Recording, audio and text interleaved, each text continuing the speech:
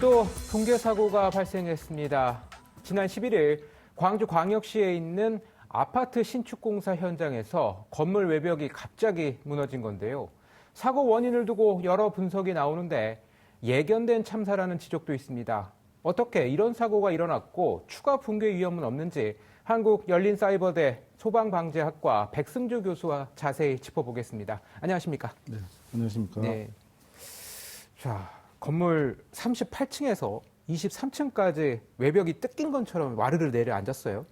그러니까 별다른 외부 충격도 없어 보였는데 고층부가 이렇게 힘없이 무너져 내리는 거는 좀 처음 보는 것 같은데 좀 이례적인 형태의 사고라고 볼 수 있을까요? 네, 그렇습니다. 이번 사고 매우 이례적인 사고 형태고요. 네. 특히 이제 높은 수준의 건설 공학이 적용된다는 초고층 건축물에서 또 거기다 누구나 다 아는 그 브랜드의 아파트에서 이런 사고가 발생했던 점에서 우리 지켜보시는 국민들 모두가 좀 안타깝고 당황스러우실 수밖에 없겠습니다. 이번 사고는 11일 오후 3시 46분에 광주 서구에서 발생했는데요. 총 그 8개 동 공구 중에서 201동이 39층, 그래서 마지막 층이에요. 그 위에 층이 없고, 마지막 층 타설 직후에 그 위에 그 총 16개 층이 23층까지 쭉 그렇게 잼으로 내려앉는 그런 사고가 발생했습니다. 그래서 그 아래 건물 안에서는 또 뭐 소방공사, 창호공사 중이었다고 하고요. 지금 실종자가 이제 6분 이상 이렇게 조금 정리가 됐고, 근데 이제 전해지는 소식으로서는 이제 한 분 이렇게 이제 지하 1층에서 발견됐다는 구조 상황이 전해지고 있는 상황입니다.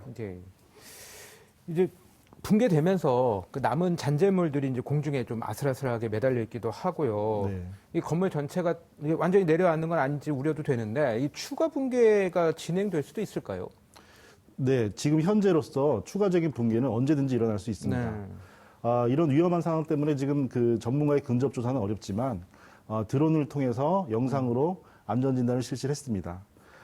지금 그 사고 직전 그 콘크리트 타설 직후라고 했는데 사고 나기 10분 전에 영상이 지금 공개가 됐는데요. 그 영상을 보면은 그 받치고 있는 거푸집, 그 콘크리트를 붓게 되는 거푸집이 이렇게 덜컥하고 내려앉는 모습을 보게 돼요. 그러면 그 밑에는 바닥에서 그 아래층에서 서포트라고 받치게 돼 있는데 그렇게 내려앉는다는 거는 그 아래층 바닥이 함몰되기 시작했다는 거거든요. 그래서 그런 부분은 구조적인 문제가 있다는 게 분명하기 때문에 추가적인 붕괴는 언제나 일어날 수 있다는 것을 감안하셔야겠습니다. 네. 근데 이제 그 사진에서 이제 철골이 고스란히 이제 드러난 거를 보면 콘크리트하고 철근이 잘 붙지 못한 것 아닌가 싶기도 한데요. 이 무리한 뭐 공사 강행이랄지 부실 시공이 문제가 됐을 수도 있을까요? 네, 충분히 그게 문제가 됐다고 뭐 결단할 수는 없지만 예상할 수 있습니다. 네. 지금 16개 층이 내려앉은 그거를 외부 영상으로 보게 되면요. 좀 특이하게 제가 좀 보여지는 부분은 그 바닥 슬라브, 바닥 구조가 무너지면서 약 10개 층 정도가 단면이 노출이 됐는데 그 단면에서 그 철근들이 이 콘크리트와 함께 절단되지가 않고 막 5m, 6m 정도가 이렇게 길게 꼭 무슨 발라내듯이 그렇게 돼 있거든요. 이제 그거는 눈에 보이는 10여 개 층 정도만 해도 이 콘크리트와 철근의 어떤 결속 상태가 온전하지 않았다는 것을 반증하거든요. 그래서 그런 부분이 좀 특이한 그런 상황입니다. 네. 이 해당 아파트가 어떤 방식으로 지어지고 있는지도 좀 살펴볼 필요가 있겠는데요. 이 설계나 공법상 하자, 뭐 이런 한계 가능성도 있다고 보시나요? 네, 그렇습니다. 이게 이런 사고는 여러 가지 복합적인 원인일 수가 있는데요.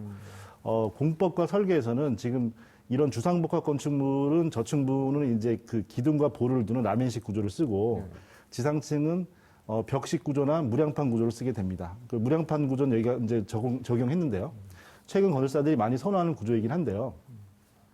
무량판 구조는 이제 장점이 무량판 이름에서처럼 대들보가 없이 그 바닥에서의 하중을 대들보가 중간에서 전달하는 게 아니고 바로 벽으로 전달을 하게 됩니다. 그러다 보니까 내부 공간 활용이 좋고요.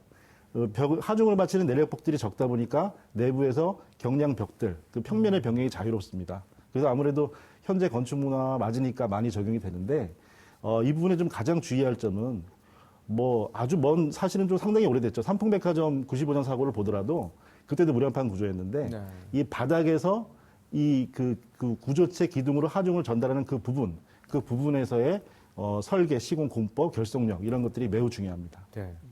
그런데 이제 그 공사장 인근 주민들이 공사 초기부터 이제 안전 문제로 민원을 많이 제기했다고 해요. 네. 그 때문에 이제 관계기관의 관리 감독이 제대로 이루어지는지도 좀 의문스럽고요. 관할구청에서는 착공 전에 시공사에 이제 안전관리계획서 보완 요청을 수차례 한 것으로 알려졌는데 이 부분은 좀 어떻게 봐야 될까요? 네, 그 보완 요청을 처음부터 했다는 건 안전관리계획이 상당히 미흡했다는 거고요. 관할구청에서 심의를 거치게 돼 있는데 그 부분에서 부실해서 시작을 했고 그 이후에 현재까지 과정들을 또 되짚어서 살펴보면은 총 구청에서 27번의 그 행정처분이 있었다고 합니다. 그리고 인근 주민들의 민원 사례는 약 400건이 넘을 정도로 계속 지속적으로 있었고요. 그럼에도 불구하고 이 부분에 대해서 뭐 적극적으로 대응하고 조치를 한 게 아니고 민원 사례나 처벌 사례를 보면 4건, 7건 이렇게 반복되는 사례들이 있습니다.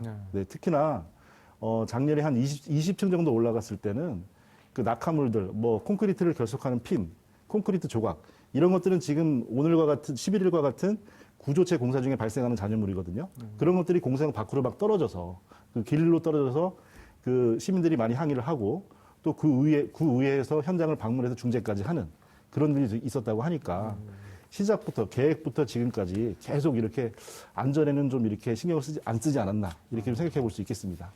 그런데 이제 지난해 6월에도 또 광주 철거 현장 붕괴 사고 때 시공사도 우연일지 모르겠지만 이제 현대산업개발이었고 이번에도 그렇습니다. 이게 같은 업체에서 단시간에 이제 비슷한 사고가 발생한 건 뭐 어떤 구조적인 문제가 있다고 봐야 될까요? 네, 뭐 지탄의 대상을 찾는다고 할 수도 있겠지만 또 반대로 우리가 안전을 위한 관점을 생각을 해보면 연이은 사고가 공통점이 발견된다면 그 공통점이 원인과 관련될 가능성은 높은 것은 사실입니다. 공기 달성이 지금 이렇게 무리하게 서두른 게 아닌가 하는 그런 의심이 있으니까 공기 달성이 빠른 상태라 그렇게 촉박하지 않게 운영을 했다는 시공사 측 변론이 있었는데요. 또 이걸 반대로 되짚어 보면 공기 달성을 왜 굳이 빠르게 했을지 그런 부분에서는 필요 없이 공기를 앞당기지 않았는지 불필요하게 이런 부분은 과거에 공기를 단축하고 이를 빨리 성과를 내는 것이 어떤 능력인 것처럼 인정되는 구태의 관습이 이 현장이나 아니면 회사나 이 업계에 또 만연하지 않았는지 이렇게 되짚어 볼 필요가 있겠습니다. 네, 근데 이게 마지막으로 질문을 좀 하나 드리자면 이 붕괴한 아파트 이제 어떻게 돼야 될까요? 그 이용석 광주시장이 오늘 뭐 안전에 문제가 있으면 완전 철거하겠다 이런 뭐 발언도 했었는데 이게 사후 처리는 좀 어떻게 해야 될지요? 조사가 마무리돼야지 어떤 그 대책이 나오겠지만 만약에 결과가 구조물에서의 문제가 있고 설계 공법 그리고 현재까지 시공 상태가 문제가 있고 그 문제가 이미 지어진 건축물에까지도 관여가 돼 있다면 당연히 철거가 마땅합니다. 지금 이런 사례를 근래에 찾아볼 수가 없는데요. 무려 52년 전에 와우 아파트 사고를 보면 아파트 시민 아파트 한 동의 붕괴가 이후 7년 동안 100여 동의 아파트를 철거하는 그런 일을 초래합니다. 그때도 그건 하나의 조치였습니다. 사고 이후에. 그래서 지금도 이런 재산적인 가치만 생각하지 말고요. 인명사고가 일어났고 더 큰 피해가 일어날 수 있으니까 그런 부분에서는 마땅하다면 해야 된다고 생각합니다. 네. 네, 광주 신축 아파트 외벽 붕괴 사고의 원인과 안전관리 문제에 대해 짚어봤습니다. 지금까지 한국열린사이버대 소방방재학과 백승조 교수였습니다. 오늘 말씀 감사합니다. 네, 감사합니다.